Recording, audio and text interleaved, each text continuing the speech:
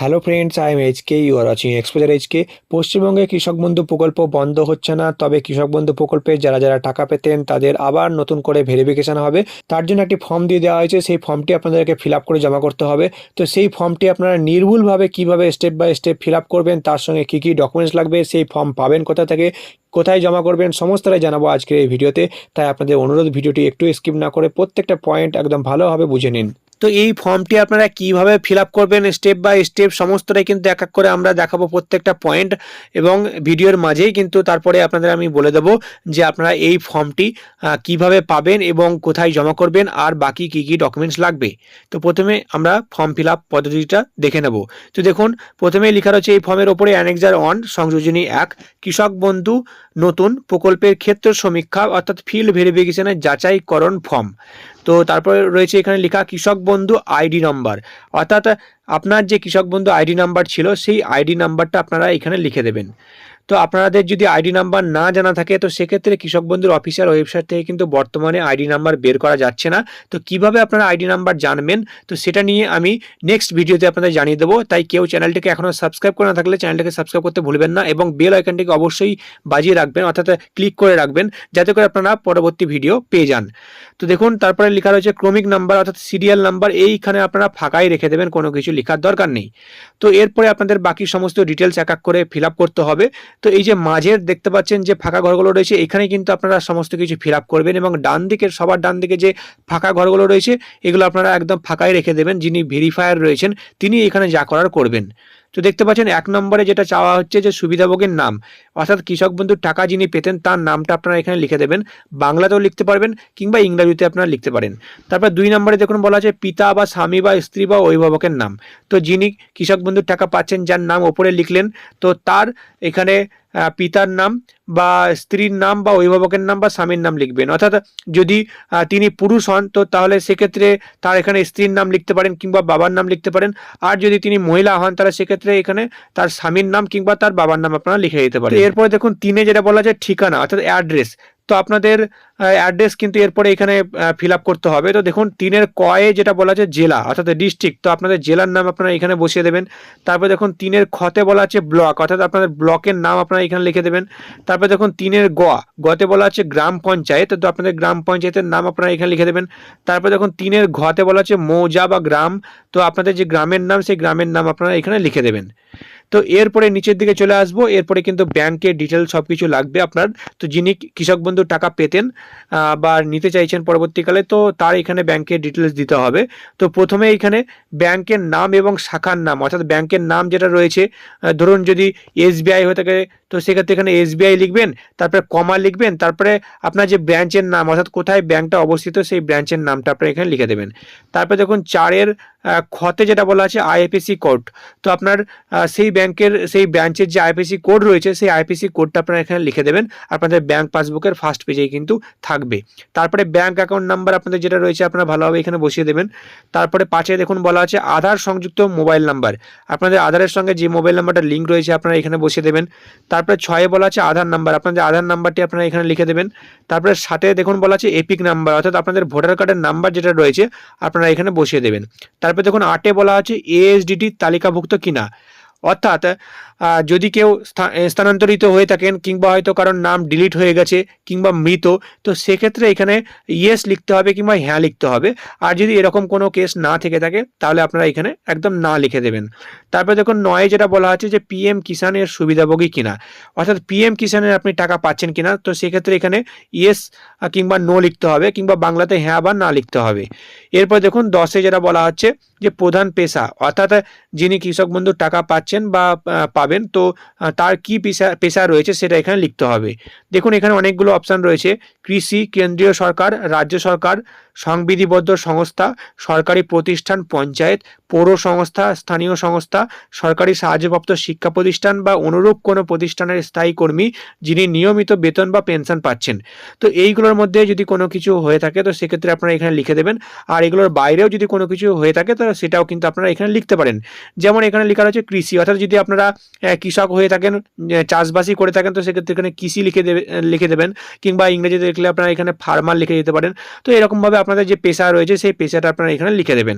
তারপর দেখুন 11তে যেটা বলা আছে জমির বিবরণ, এরপরে এখানে জমির ডিটেলস কিন্তু লিখতে হবে। তো 11 কতে যেটা বলা আছে জেএল নাম্বার, তো আপনার জমির যে জেএল নাম্বার রয়েছে সেই জেএল নাম্বারটা আপনারা এখানে বসিয়ে দেবেন। তো এটা কিভাবে বের করবেন, খতিয়ান যেটা আপনাদের রয়েছে, তো সেই খতিয়ান বা ROR যে কপি রয়েছে সেইখানেই কিন্তু আপনারা উপরের দিকে পেয়ে যাবেন জেএল নাম্বার, আপনারা এখানে সেখান থেকে দেখে বসিয়ে দেবেন। আর কিভাবে খতিয়ান আপনারা বের করবেন সেটা নিয়ে যদি জানতে চান তাহলে আপনারা কমেন্ট সেকশনে কমেন্ট করে জানান, আমি আপনাদের ভিডিও দিয়ে জানিয়ে দেবো। তো এরপরে দেখুন বলা হচ্ছে খতিয়ান নাম্বার, তো সেই খতিয়ানের যে কপি রয়েছে তো সেই খতিয়ানের কপির উপরেই কিন্তু খতিয়ান নাম্বার থাকবে, সেটা আপনারা এখানে বসিয়ে দেবেন। এরপর দেখুন 11 গতে বলা আছে দাগ নাম্বার, তো আপনাদের জমির যে দাগ নাম্বার রয়েছে সেই দাগ নাম্বার আপনারা এখানে বসিয়ে দেবেন। যদি একটার বেশি আরও অনেক দাগ থাকে তো সেক্ষেত্রে সব দাগ নাম্বারগুলো আপনারা এখানে কমা কমা দিয়ে লিখে দেবেন, যতটা আটে এখানে লিখে দেবেন। তারপর দেখুন 11 ঘতে যেটা বলা হচ্ছে জমির পরিমাণ, অর্থাৎ কত পরিমাণ জমি রয়েছে সেটা কিন্তু এখানে একরে আপনাকে লিখতে হবে। তারপর দেখুন বলা আছে 11 ইংতে যে শতলিপি, অর্থাৎ ROR এর তারিখ, অর্থাৎ খতিয়ানের যে তারিখ সেই তারিখটা আপনাকে এখানে লিখতে হবে। তো সেটাও কিন্তু সেই খতিয়ানের কপিতেই আপনারা পেয়ে যাবেন সেই তারিখটা। এরপরে 11 চতে যেটা বলা হচ্ছে জমির দখলের ধরন, ক্রয় নাকি উত্তরাধিকার সূত্রে নামজারি বা হস্তান্তর বা অন্যান্য, তো সেটা আপনারা এখানে লিখে দেবেন যে আপনারা কিনেছেন বা উত্তরাধিকার সূত্রে পেয়েছেন বা ট্রান্সফার হয়েছে, তো সেটা কিন্তু আপনারা এখানে লিখে দেবেন। এরপরে দেখুন 12তে বলা আছে আয়কর প্রদানকারী কিনা, হ্যাঁ বা না, অর্থাৎ আপনি ইনকাম ট্যাক্স দেন কিনা, যদি দিয়ে থাকেন তো সেক্ষেত্রে আপনারা এখানে হ্যাঁ লিখবেন বা ইয়েস লিখবেন, আর না দিয়ে থাকেন তো সেক্ষেত্রে এখানে না লিখবেন বা ইংরেজিতে নো লিখবেন। ইনকাম ট্যাক্স দিলে কিন্তু আপনারা কৃষক বন্ধুর টাকা পাবেন না, এটা কিন্তু আপনাদেরকে জানিয়ে দিই। তো এরপরে আমরা চলে আসবো সেকেন্ড পেজে। তো আপনার যদি বিয়ে হয়ে থাকে তো সেক্ষেত্রে আপনারা এই ডিটেলসগুলো ভরবেন, আর বিয়ে না হয়ে থাকলে আপনারা ফাঁকায় রেখে দেবেন। তো যিনি কৃষক বন্ধুর টাকা পাচ্ছেন, যার ফর্ম ফিল আপ করছেন, তো তিনি পুরুষ হয়ে থাকলে তার স্ত্রীর এখানে ডিটেলস ভরতে হবে, আর যদি তিনি মহিলা হয়ে থাকেন তো সেক্ষেত্রে তার স্বামীর ডিটেলস ভরতে হবে। তো 13তে বলা আছে স্বামী বা স্ত্রীর নাম, তো মহিলা হয়ে থাকলে তার স্বামীর নাম লিখবেন, আর যদি পুরুষ হয়ে থাকেন তো সেক্ষেত্রে তার স্ত্রীর নাম লিখবেন, যদি বিয়ে হয়ে থাকে তবেই। তারপরে দেখুন বলা আছে ব্যাংকের বিবরণ, তো সেই স্বামী বা স্ত্রীর এখানে ব্যাংকের ডিটেলস কিন্তু এরপরে দিতে হবে। তো ব্যাংক ও শাখার নাম, তো ব্যাংকের নাম দিয়ে দেবেন, কমা দিয়ে তারপরে তার শাখার নাম লিখে দেবেন। তারপরে IFSC কোড, তো এখানে IFSC কোডটা দিয়ে দেবেন। তারপরে ব্যাংক অ্যাকাউন্ট নাম্বার, এখানে অ্যাকাউন্ট নাম্বারটি বসিয়ে দেবেন। তারপরে যে মোবাইল নাম্বারটি আধারের সঙ্গে লিঙ্ক আছে সেই মোবাইল নাম্বারটি এখানে বসিয়ে দেবেন। তারপরে আধার নাম্বার, সেই আধার নাম্বারটা আপনারা এখানে বসিয়ে দেবেন। আমি আবারও বলছি এই ডিটেলসগুলো কিন্তু আপনার স্বামীর বা আপনার স্ত্রীর কিন্তু এখানে দিতে হবে। তারপরে দেখুন বলা আছে এপিক নাম্বার, এখানে ভোটার কার্ডের নাম্বারটি বসিয়ে দেবেন। তারপরে বলা আছে KBN এর সুবিধাভোগী কিনা, অর্থাৎ কৃষক বন্ধু নতুনের সুবিধাভোগী কিনা, অর্থাৎ এই যে যার ডিটেলস এখানে সেকেন্ড পেজে ভরছেন তো তিনি কৃষক বন্ধুর টাকা পান কিনা বা সুবিধাভোগী তিনি রয়েছেন কিনা সেটা আপনাকে এখানে লিখতে হবে, ইয়েস বা নো বা হ্যাঁ বা না কিন্তু আপনাকে এখানে লিখে দিতে হবে। তারপরে বলা আছে ASDD তালিকাভুক্ত কিনা, অর্থাৎ তার নাম ডিলিট হয়ে গেছে কিনা বা স্থানান্তরিত বা মৃত কিনা, তো সেক্ষেত্রে আপনারা এখানে লিখে দেবেন নো বা ইয়েস সেটা লিখে দেবেন। তারপরে 20তে বলা আছে PM কিষানের সুবিধাভোগী কিনা, যদি PM কিষানের টাকা পেয়ে থাকেন তিনি তো সেক্ষেত্রে এখানে ইয়েস লিখবেন, আর না পেয়ে থাকলে নো লিখে দেবেন।